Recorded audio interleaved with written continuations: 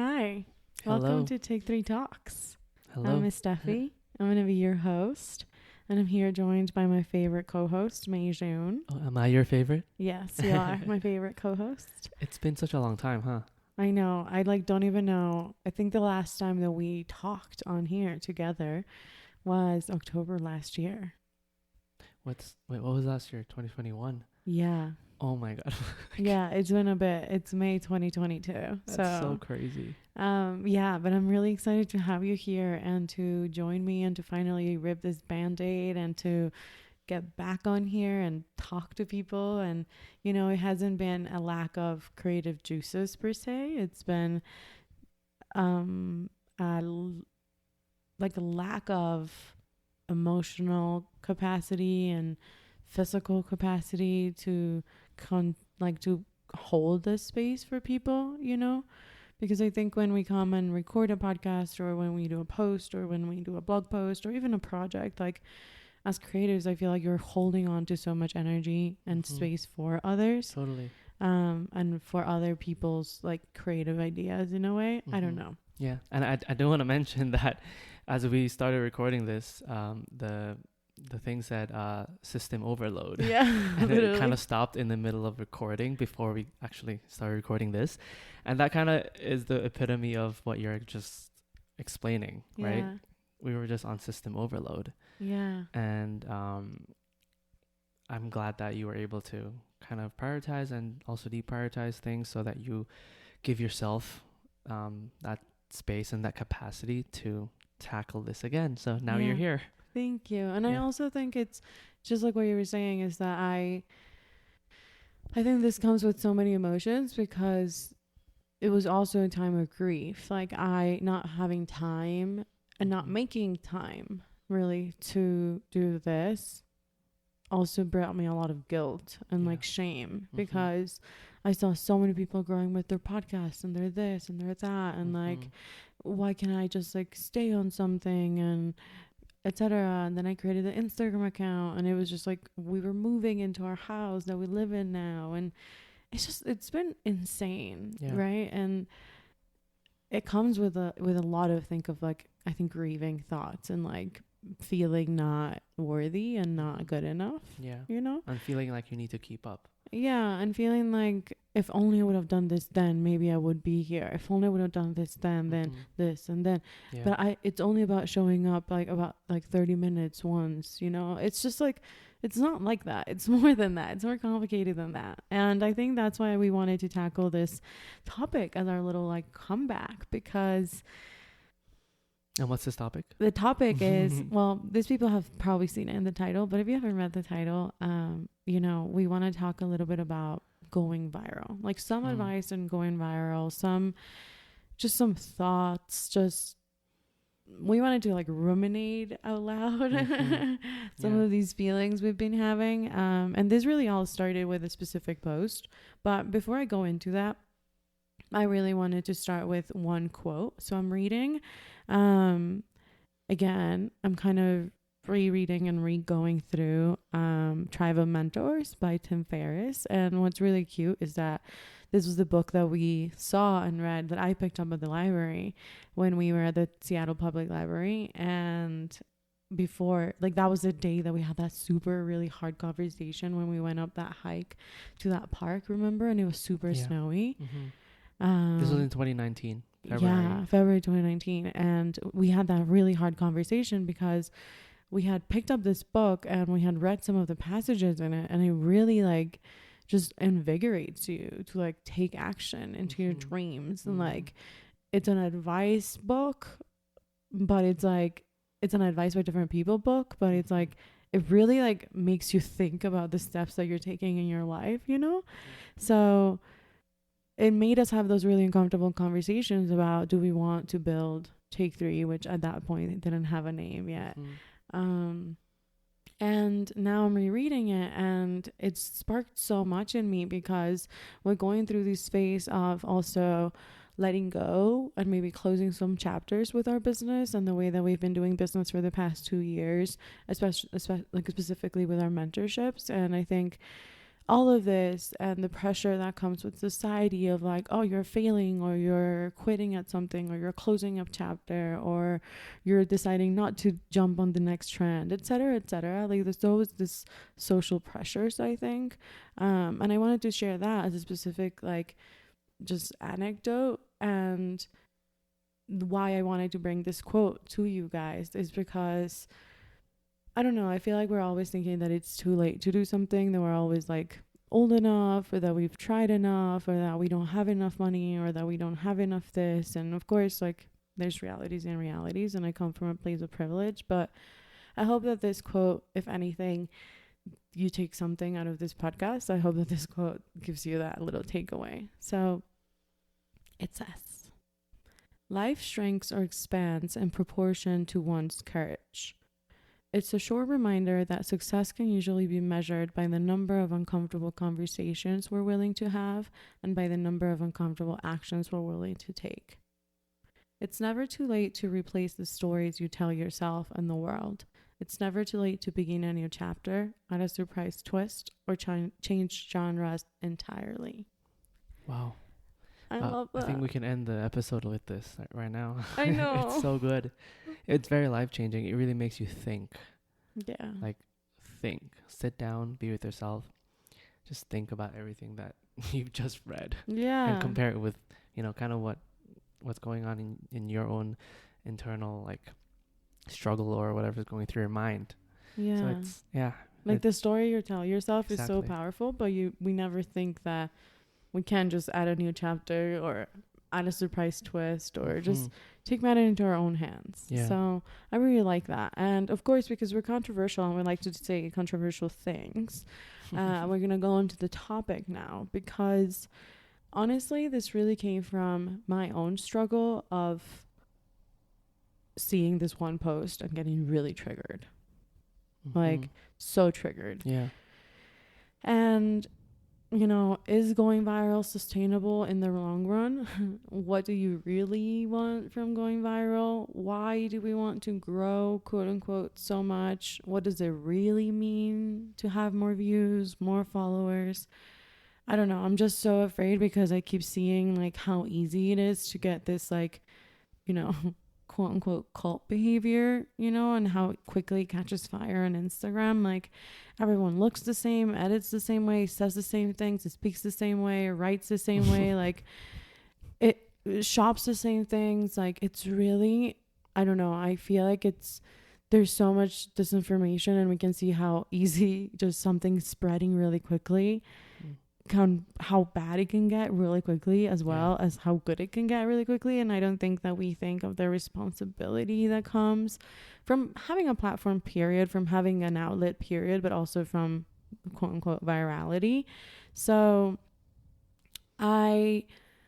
before opening up the floor, I know it's been 8 minutes of me talking and I have a host. I mean, this is Take 3 Talks by Estefi, you know? I always get super self-conscious, especially when I go back to edit, that I talk so much. But I guess this is why I made this, This right? is exact. I was just about to say, just give yourself that space to do that. And there's no judgment here. You know, Thanks. You can speak as much as you want, and I can sit here watching. I can just sit here watch you like talk about all of this. I'm totally fine with that too. Thank you so much. You're such a cute little cheerleader. But okay, listen to me. So in this 1 week, I was super triggered by this one viral post I don't even think actually says anything about virality, but I had seen so much content about it that I think I was just a little bit like overflowed with like viral, do things better type of content. So the post in question says, in, you know, the text that it's on top of the video, says, calculating when I'll become a millionaire if I post once a month. I don't do reels. I don't use trending audio. I use my account as a product catalog. I don't interact with my followers, and I don't get up from my bed. And it was like, the audio was like, you know, like you're like counting your money. Yeah. The And I very think- computer sounds. The computer Yeah, like like sounds. they're Yeah. like Yeah, calculator. Like, yeah, you yeah. know those things that back back in the day, like you were checking out Point and of it's like- sale. Yeah, The point of and sale. The it's like, cash registers. Yeah. Yeah. Yeah. And I'm like, bitch, sometimes getting out of bed for me is a goddamn miracle.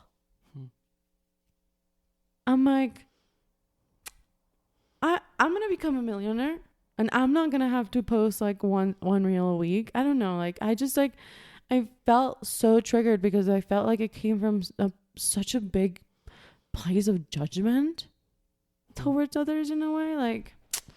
Like some people are doing their best, and their best looks like using their account as a product catalog because they don't have the information, or not using trending audios because they don't even know what a trending audio is. You know, not doing reels because they don't know how to, like, I don't know. It just like, I feel like it feels so like finger pointy, you know? And I think that's what people like about TikTok more than they like Instagram. Because I feel like on Instagram, everybody comes at you being like, you should do this better. You should do this better. You're doing this wrong. You should doing this wrong. Like, do this more. Yeah. And it's like, it's always to get better. It's like never enough, I feel. yeah. Yeah. I feel that as well. You know?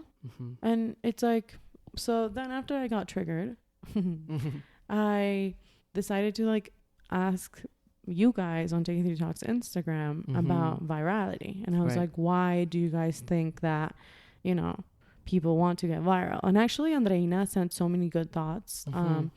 But I can't bring the audios up because I don't know. You know how Instagram sometimes the time goes by and then you can't reload the audios again. So I can't reload her audios, but I would have loved to pull them up for the, you know, the podcast. Oh, that'd be really but, nice.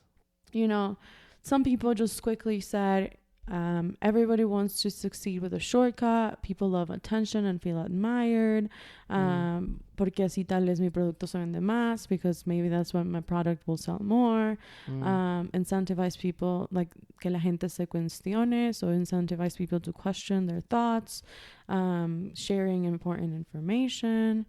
And then someone else said viral may just mean they can see as being validated, perhaps. So like 100%. Seeking validation and feeling that validation. And I think that was everybody's kind of consensus in a way.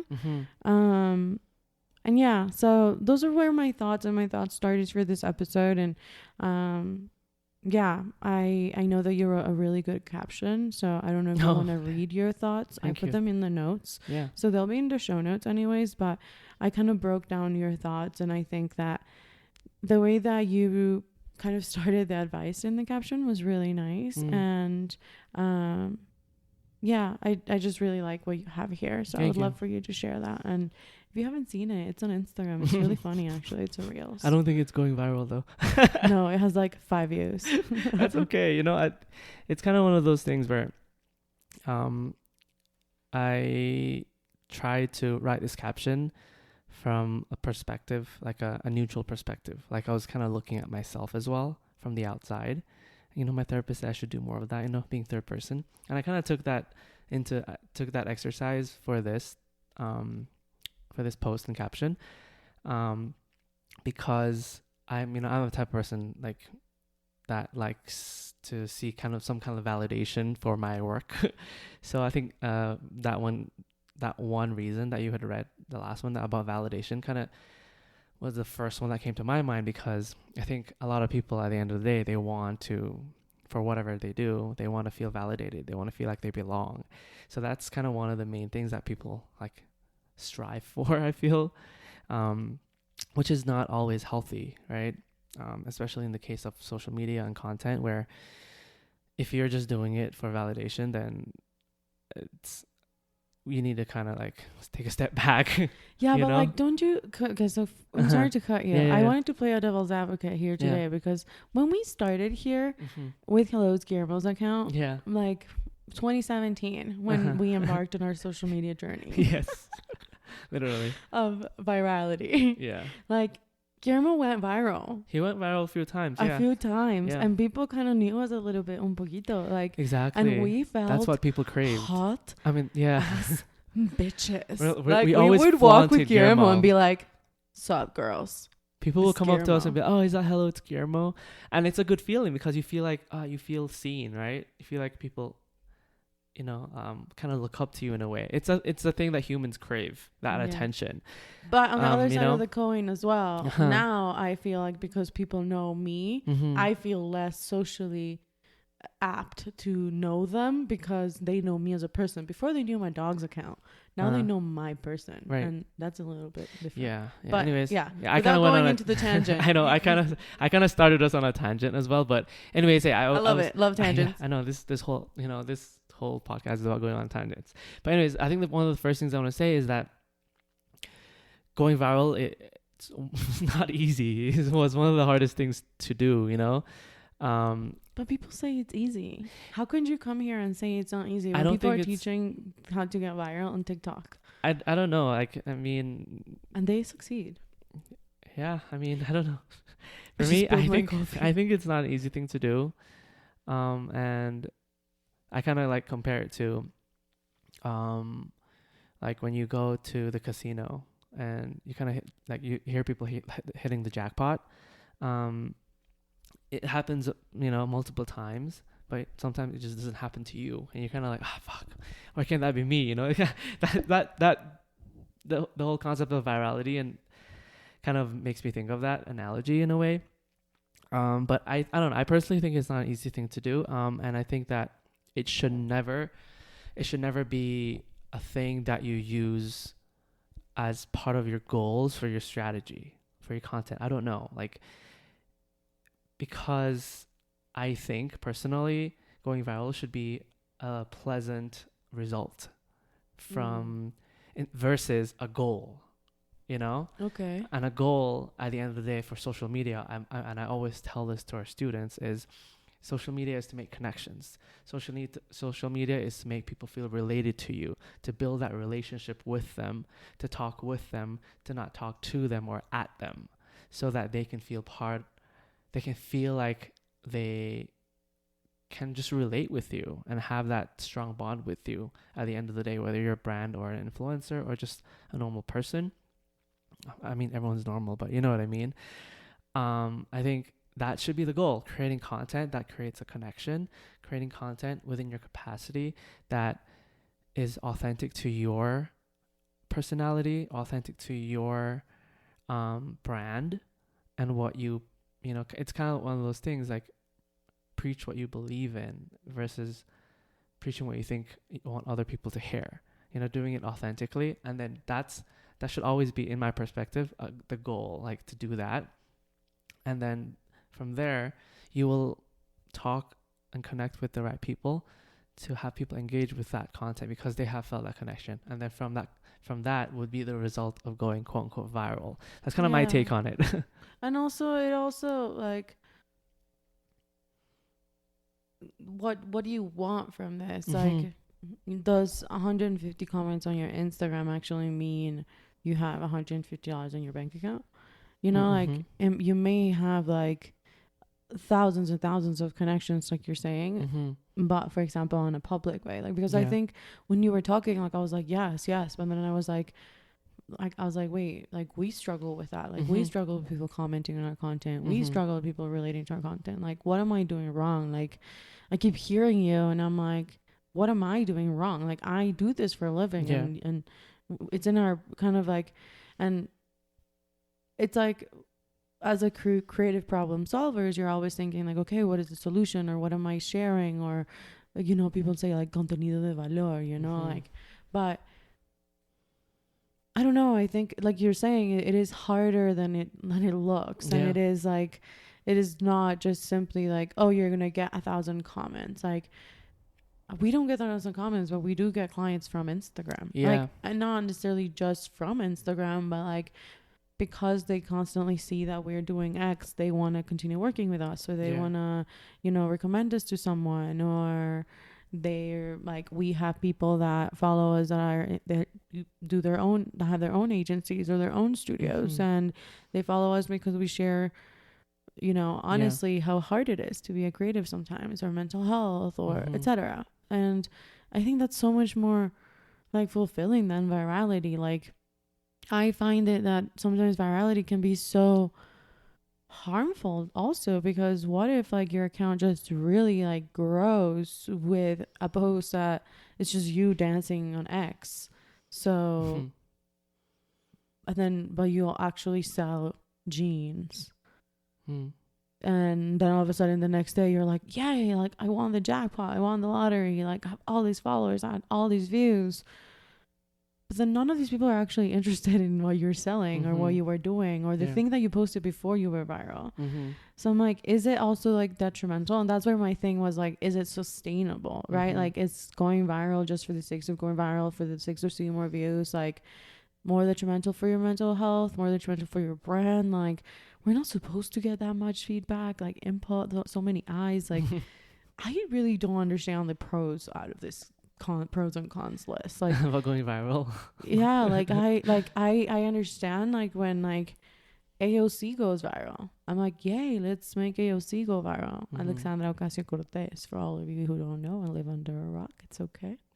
I live under because a rock. she's like, you know, helping our life be better and our governments. But what if like Joe Rogan's shit goes viral like it does? He after the whole Spotify debacle, I love that word, debacle, so nice.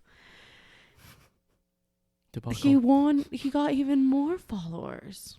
Yeah, he has an even bigger platform, and all they put is like a little like COVID like little like tag on his thing. Oh no, now our thing is gonna have a tag. I didn't mean to say that word, I'm sorry. You know, because they listen to your audio, whatever. But I just mean like, I don't know. Like the more you kind of like talk about it, how it shouldn't be a goal, I'm like, yes. But then also you're like, you underlyingly, like, there's no doubt. You know, like why do you create more content for our dogs than you create for like the studio?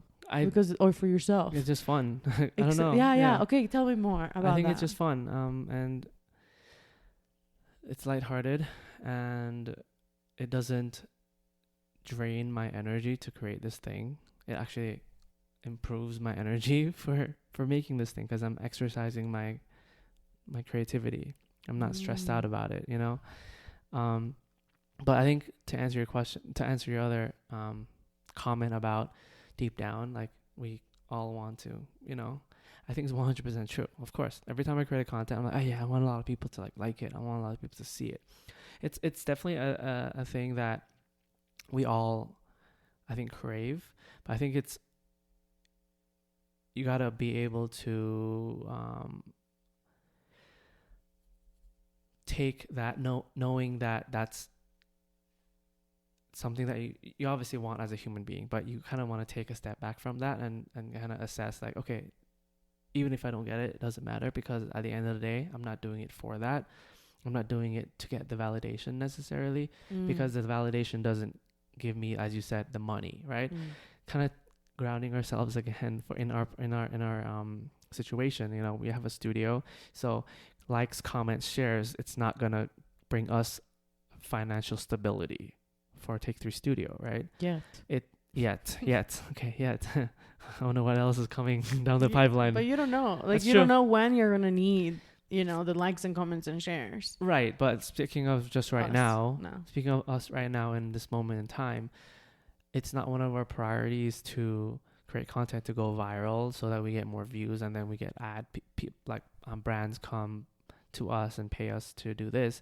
You know, we are not that. That's not our current the current like function of our social media right now. Our whole thing is getting clients that we align with, clients that we love to work with, and work on projects together. That's where we make income. So that's kind of where most of our eggs are right now, right? And then the eggs that we have for social media, there are few. It's not the majority, and that's part of the reason why, like, to answer another one of your comments, is we do this for a living, but we don't really, like, you know, we're not like full-time content creators that are putting 24 hours a day or maybe 12 hours a day into just creating content because that's how they make money. You know, that's how I That's a see fact. other people like go viral a lot, because they actually do it constantly. Business owners, on the other hand, they have a business to run, and then social media support is one of their communication touch points with their consumers, that will in turn, hopefully, that turns into paying customers, you know, and not like. But it creates that connection with the brand so that the people know about them. That's right? true. Like, Exactly. It's like what you were saying. For us, it's not necessarily to get more projects or to even get more clients. I think it's for us to build that brand loyalty and for people to get, you know, connected to why we do what we do, like who we are, like what create are that those, curiosity. Yeah, what are those? Who are those people behind Take 3 Studio? Like, I may not know exactly what they do, but kind of like them. Like, I like their values. I identify with some of their places they like. I like the food they like, and exactly. I want to be friends with them. Like, we always said we didn't want to go through this alone. Yeah. And when we created our social media, it's always with that touch point of like, sometimes this is really lonely. Yeah, and it's true. You know, that's why sometimes you want to maybe go viral, because you don't think that it's enough, you know, and you want more like support, more community. But I don't know if that's what you get from just having more numbers, you know. No, like, I don't, at the end of the day, no. At least for me, like, I get even more anxiety now as our account has grown to be like, people don't even know who we are. Like, some people have just followed us because, I don't know, we look cool, or like they like the work cool. They like someone messaged us on DM the other day being like, I followed you guys from like a year ago from like something you guys did for work or whatever, like I really like your work style and the colors you guys use and stuff. And just recently I started noticing like, because are actually like cool people. Like I really enjoy your stories, and I really enjoy like the leisurely way, you know, that you show up to social media. That's really nice. Yeah, but they had been following us for like a year now, you know? I mean, Or when you go to like a baby shower and someone recognizes you and you're like, oh, you're the person behind this. It's so funny.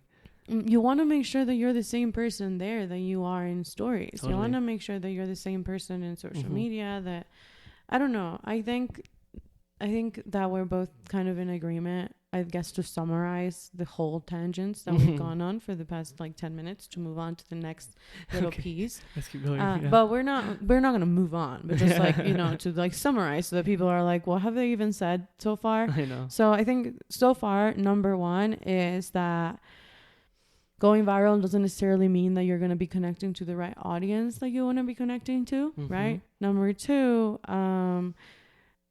going viral doesn't mean that you are being your most authentic, like doesn't equal, I guess, not less than R. It doesn't, being viral doesn't equal to like, you know, to being your most authentic, successful, aligned, beautiful, magical self, because sometimes you're doing something just to go the sakes of like, you know, receiving more eyeballs, you know, because you're coming from a place of not enough. So I guess number two would summarize to ask yourself why you're doing this, right?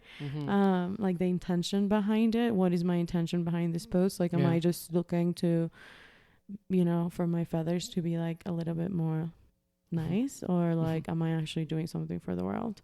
And then number three would be, don't make virality be the goal of your strategy, right? It should make that be like a result or something that gets triggered by the fact that people really are engaging with this or sharing, commenting, enjoying it. But don't be like, I'm gonna do something so it goes viral. Because I want to make content that's viral. Okay, that's cool.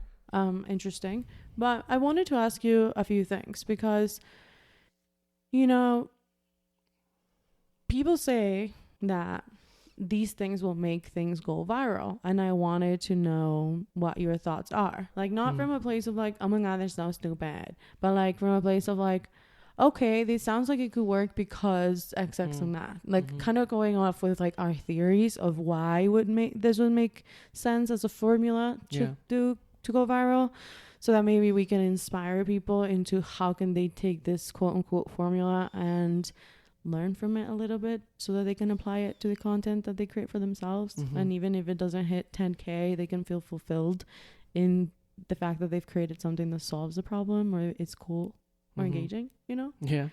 You know, thought could be nice for people to get something tangible. Mm-hmm. So what people say will make a post go viral, and I don't know if this is fact, so please do not quote me. 10 to 15 seconds, making sure the duration is 10 to 15 seconds. Why do you think that is? I think people have such a short attention span in real life, so even on social media it's probably even shorter. And I think shorter content works better because people are able to just focus on a specific, you know, time period of watching something. So 10 to 15 seconds is something that I think people can give you for one piece of content. And anything longer, it needs to be so, that's where the real like authenticity and connection and relatability comes in. So if someone wants to watch something that's surpassing 15 seconds, it's usually like, oh, like they're invested. Like, I'm investing into this because I'm interested. This happened to me. Like, oh, I know about this story, or just something like that people can relate with. Yeah. Yeah. Okay. I think my thought is that in 10 to 15 seconds, sometimes people don't know what they're watching and they watch it again so that they can see what they were watching because it went by so fast. So you end up getting more views because it goes by so fast, because the algorithm knows that someone doesn't have to, like, the formula of them. Okay, engagement of 15 seconds, it's only like X seconds. Yeah. But an engagement of a 30-second is at X seconds. So I feel like the shorter it is, the algorithm, like the formula of the algorithm. Exactly. The more views, because they have to like, the clock kind of goes by faster for the algorithm. That's my theory. No, that's from the logistics side of things, 100%. Yeah, 100%. Yeah. That's my answer. Yeah, that's the difference between you and I. Okay, hooks on the first line.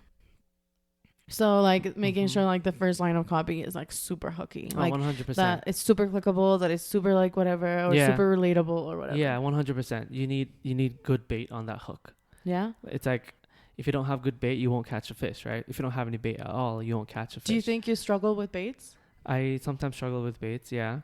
Why? What do you think makes a good bait? All caps. Just kidding. I think something short and spicy and something that triggers an emotion in someone. So manipulating people. I mean, I don't know if I want to put it that way. I think that's what we do in advertising. That's true. We manipulate people's emotions into doing something we want them to do. Yeah, I think there has to be a good balance and blend between some type of, like, you know, line that triggers an emotion but also manipulates people to do something. But it all comes from good intention, you know. Yeah, and maybe something also like that's, I think what I meant by manipulating meant more like something so relatable that you just like cannot get involved in. You know, like if it's a controversial like opinion or if it's something that, you know, your audience, like insights, right? Marketing like insights, advertising insights. Like if you know that there's just one thing that your audience, like that one insight of like, we know that for us, in terms of like take the uni, a client persona is someone who is tired of doing it all alone, who has taken thousands of courses and still can't feel like they can land ideas. They can't. They don't feel like they're good enough creatively, or even that they are even like creative at all. Maybe they run their own studio and they don't know how to price their things and they're getting a little bit burnout. Maybe you know, they're creativepreneurs, and we know that there's those insights. So we're going to create a specific hook or a specific bait that's related to those pains. So it's kind of like, you know, in therapy where everybody's like, you know, listen to your pain. What does your pain need? How do you heal your pain? Yeah. It's almost like, how do you help your client persona, personas, maybe if it's a post directed to multiple people, how do you help them heal that pain? And how do you remind them that you're here to heal that pain with them or for them, or, you know, walking alongside them, you know? So that it's almost like that hook, that first line is like you feel like I'm with you, you know, I'm with you. Like we're in this together, my friends. Yeah. In that way. So the classic problem and solution type of thing. Yeah. Yeah. And definitely something conversational, I feel like. Absolutely. 100%. It can't feel like you're like just yelling at me. Another one is trending audios. How do you feel that trending audios do trending audios do you think, in fact, help you get trendier? I think so. I think personally, I would lean more towards saying yes than no, because something that's trending is typically, I would assume, gonna be shown more, because more people are engaging in it, so more it wants to be shown more, so you have a better chance of getting shown.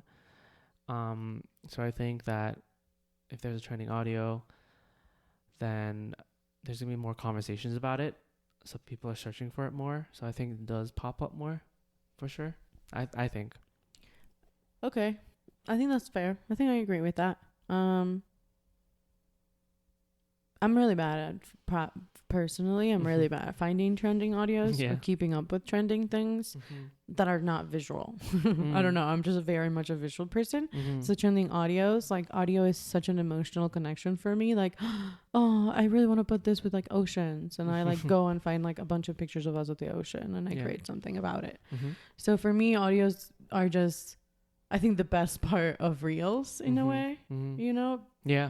Because I hate the 3 tips. I am so tired of the dance stuff, of the like, you know, finger thingy of like, do this. Like, I just cannot. Yeah. So I'm more than, like, I love it. I think the algorithm really knows me as well, that I love it. Like, really like emotional, like visuals with like beautiful, like romantic, poetic audios and like, you know, voiceovers and whatever. But yeah, I think I think that also not using a trending audio and being part of the starting of the trends is also relevant. Yeah. So absolutely. There's no wrong or right way. I think for the audios especially, I would say it's really important for you to listen and to also see what else is kind of in this trend. Like if you really want to jump on the trend, if it's not something like, I just love this audio, I don't care, I'm just going to create it. Like most of the time for me, if you do want to create and jump on the trend, let's say, of the audio, what I do is I go into the audio and I'm like, oh, this is what people are doing. Because sometimes I'm so clueless. I'm like, why is this important? So I go back in its history. I'm like, oh, this is the first post. Oh, this is what they're doing. Oh, now I understand. Yeah. That's a really good point. Like I understand that it's about damn time, like the Lizzo like choreography thing, until I saw Lizzo like being like, it's not like this, it's like this, it's not like this, it's like this, and like her kind of doing it, that I was like, oh, she, you know, that's where this came it's from. her song, and I understood what the trending audio even meant. That's a very, very important, because I'm so ignorant sometimes. That's a very, very important point. I think a general point, not just on trending audios, is whenever you see something, whether it's an article or something that's trending, it's important to do your due diligence to look into it, where it came from, like, and what are people actually doing, and what it actually signifies, so that you have a full understanding to see if it's even a thing that aligns with your business and what you believe in, your brand equity, and all of that stuff, and what your brand stands for. Because you can totally hit the miss. We've seen so many brands miss when they try to jump on the trends. Like, you know, when Pepsi did that, you know, that Kendall Jenner collab about protesting, and you can somehow miraculously fix people's pain points and problems, that why they protest in the beginning with a Pepsi. Like, who the hell think that was a good idea, you know? So they clearly didn't do their due diligence, or have people really give their honest opinion on it, whether this was a good idea or not. It just but like they wanted to jump on the trend of the marches and the being protesting, socially conscious. Exactly. They completely missed the mark on it, you know, and that really hurt them. Yeah. Okay, that's great. So think about it before you jump on trends, and then do your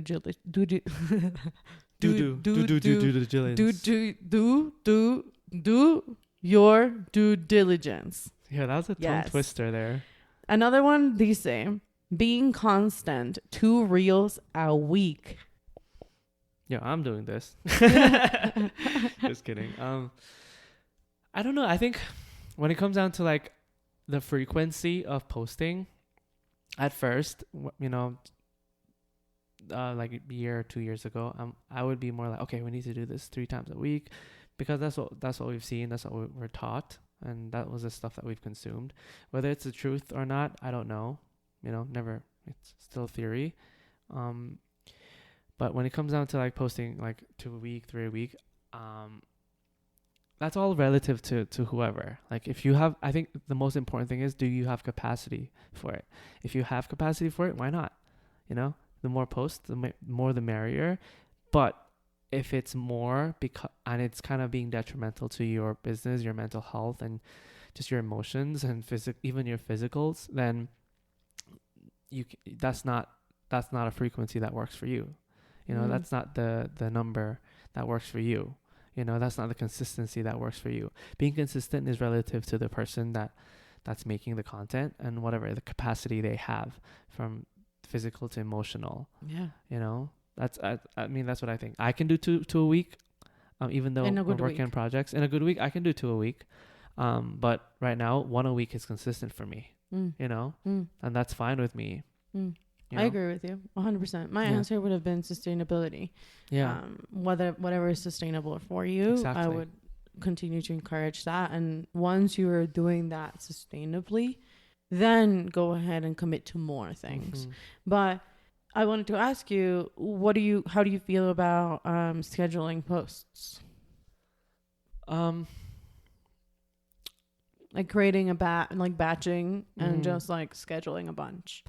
I mean, personally, for me, I don't do that, and it's just a personal thing. I don't think it's helpful for me. I rather just post in the moment, because things change instantly in the digital world. Like, what you think that if I put a post for next week, 5 days from now, I think it's a great idea now. Then 5 days later, something happens, and then maybe that's very insensitive right now, or at that time. So that's the dangers I see of scheduling a post, that things change so constantly, especially in today's political climate.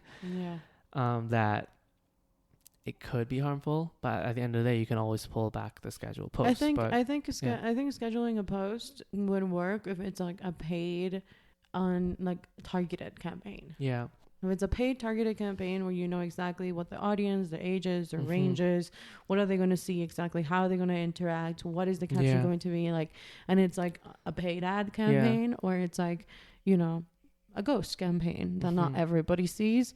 I am more into the paid, scheduled, because I agree 100%. And I just think that if a brand doesn't know how to interact with the business, with like their audiences in a real time way, then I don't know if this is really a thing, right? I think back in the day when we used to work in social media in our agencies, like we used to create posts a month in advance, and sometimes you knew how hard it was because it never landed, or sometimes, but then when there was a budget, or sometimes the company, like the brand, let you do like a real-time activation about it, or a real-time whatever, because of a real-time thing. Like that was like the best part about working in a social media. That was the best part about social. Like, I mean, not company, and like in the social, like in the branch of social, in the vertical, whatever you want to call it. It was the best, like when you were able to do like real-time stuff, or like when you got this like response on Twitter, or like this like that's what I love about social media. Like that's like that's the reason we created like Instagram, like instant, like and now that Instagram is going like even so far, and like pushing NFTs and pushing creatives and pushing like even like subscription, like you can subscribe to specific content on Instagram and unlock specific type of stories, and like the more I made the paid content creation, like content creator economy, I think goes up. More and more people are going to want virality, but I think less and less brands are going to want just that once in a lifetime viral. They're going to want, like when they go be on Shark Tank, like when we go on Shark Tank, when we watch Shark Tank, like they always ask them like, how, like, what was that one post? Like, oh, you went viral in that one post, but then after that, what'd you do?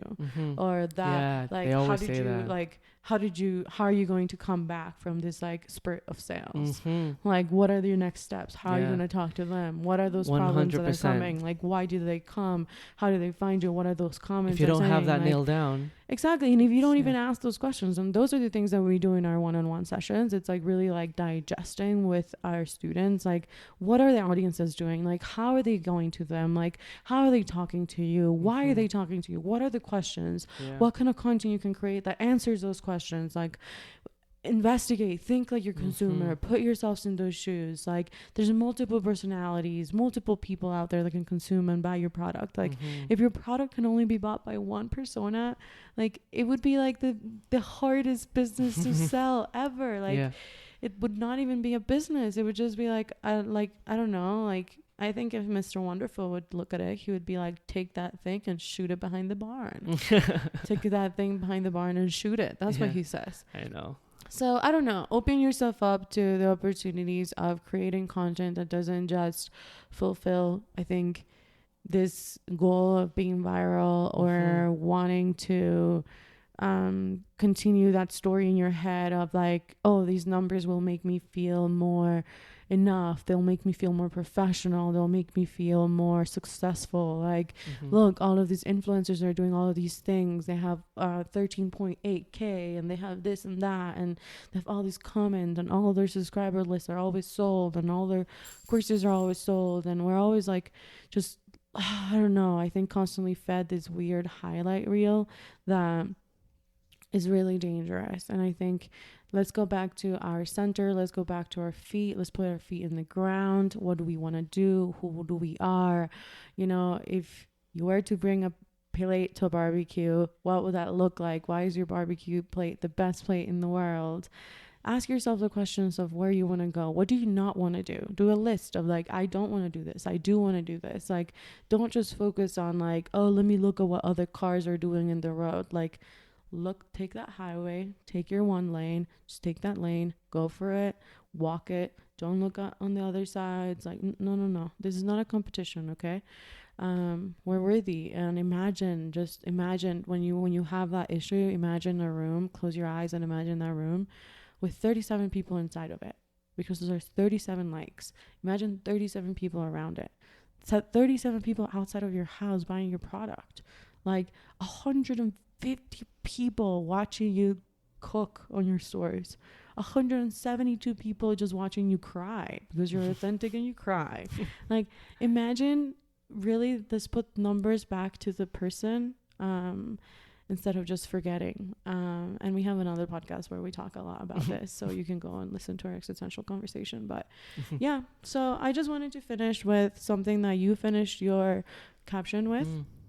I would love for you to read it if you're up for it. Yeah. It's 3 reminders, and then I'll close out the podcast. Yeah, no, I love that. With a quote. Yeah, no, I love all of the things that you just said. So true, you know. At the end of the day, you need to do something that's sustainable. Going viral won't be a sustainable thing, you know. I always remember that episode, or all the episodes that we watched. The business owners that don't get a deal are the ones that are like, oh yeah, we got all these sales because we went viral on TikTok. And then they're like, okay, so what is your plan now, knowing that content worked, but what is your plan now to move forward and continue this success? Or have all those people gotten your product already? Do you know how many are going to return? Or does that equal? Yeah, exactly. And if you don't do your due diligence and do retrospective on what did go viral, what works, what are people liking, and knowing how to apply that into your business, like on a consistent basis, that works for you guys, then it's not going to be a thing, you know. That's why it's so important to make, as we mentioned before, virality a result versus a goal. Because if you always make it a goal, like, it's unrealistic, I feel. I don't know. Anyways, and you're taking away the magic of it. Yeah, it's true. 100%. So the 3 reminders to help you create content that builds a connection versus chasing virality. So I think the first and foremost thing to do is try your best to be vulnerable. I think that vulnerability, it really invites humans in, and you'll be so surprised to see how many people can relate with you. So vulnerability equal relatability, and that is a powerful thing, right? The second one is to be passionate about sharing just overall your point of view, your perspective, and just what you love. If you feel strongly about something, whether it's about your words or sharing your story or a visual or something that you've seen or encountered, and you do it passionately, that will spark that connection with other people, because passion is infectious. And lastly is being authentic, right? It's so easy, as you mentioned earlier, Steffi, to show up on Instagram in a highlight reel way versus just being authentic about what's happening, on transparent and just like doing something because you feel strongly about it versus doing it to get likes. So a lot of people we've seen show up really positively, but behind the closed doors, it's probably not the actual reality, but you're putting on this facade for people. Or people are glamorizing burnout. Yeah. And they're making burnout be like hashtag aesthetic. Totally. That stuff is not being authentic, and it's very damaging. Toxic. So damaging to people's mental health on social media, which results in the mental health in reality, So those are the three main things, I think, that we should always try our best to incorporate into our social media strategy.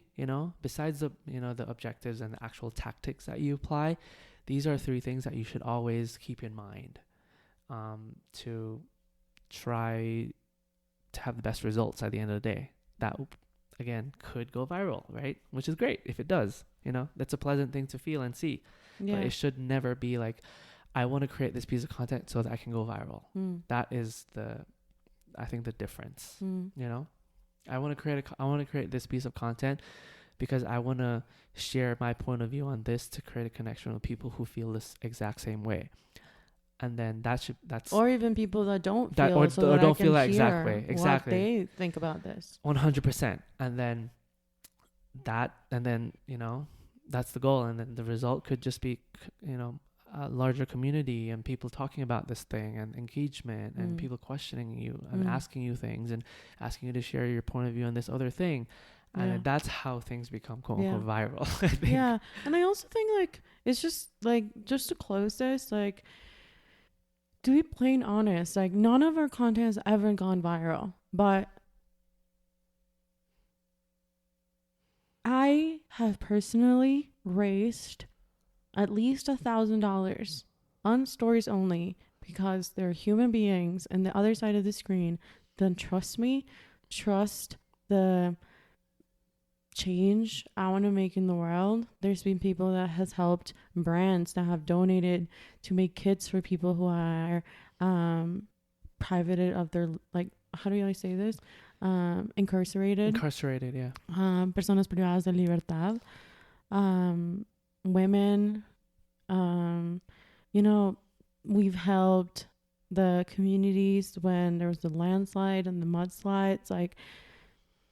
All of that is so much bigger and better and more fulfilling because I actually made a connection with real human beings that donated, that believed, that wanted to change and wanted to make a difference. That's so much better than just getting people to give me money for my thing, right? 100%. We got to see 37 women. I think it was 35 kids that we did. 35 kids. And we got Babies Ese to donate every month or every 3 months. And we, donated a fridge to La Comuna. We donated money to La Comuna. We're still going to be working on, a project for that community as well. That's so nice. And whatever. The point is don't just seek the numbers. What is the difference that we're making in the world and how are we making the world a better place at the end 100%. Of the day?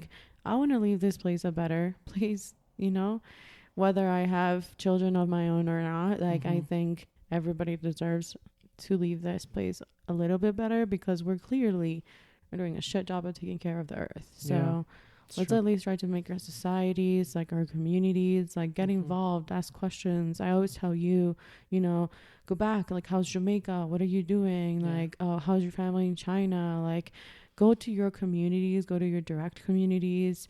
I go and find organizations here in Ecuador. Like, I may not be making, like, you know, or going to all the protests like I used to do, but I'm doing different things. And make sure that you're taking responsibility from your digital presence. You're taking responsibility. You're doing things that change the world, that make the world a better place. Even if it's just one person. Even if it's just one person, like, you know, find some enoughness in the middle of it all. Yeah, I love that. And I want to finish with a little quote, because we're going, like I mentioned at the start of the podcast, we're going through a period of transition, of closing chapters and changing things. And hopefully soon we'll be able to chat a bit more about our new product that's coming down the pipeline and the new things that we're doing, to be able to connect with as many of you as possible and give you our advice and our creative problem solving ideas and everything.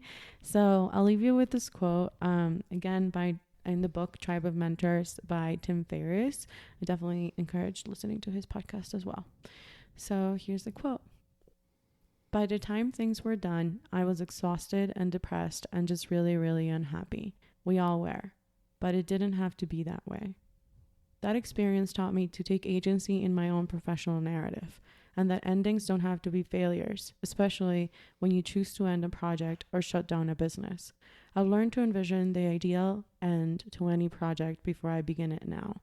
Even the best gigs don't last forever, nor should they. Wow. So yeah, that's it. Thank you for listening. Thank you for being here. We hope to be here again in 2 weeks. And I love you. Thank you for being here. Bye, friends.